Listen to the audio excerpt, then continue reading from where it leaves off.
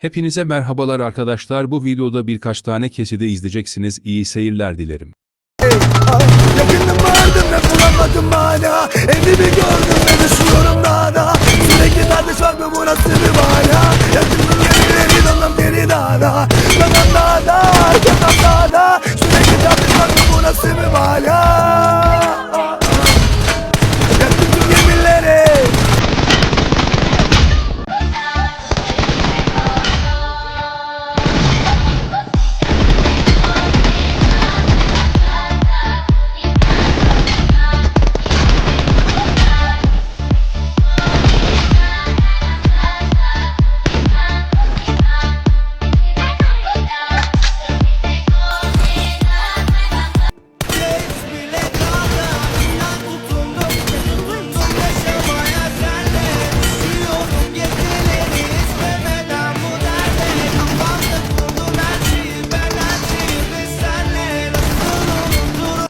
Gündüz yatağından kalkar bu aşk duysa.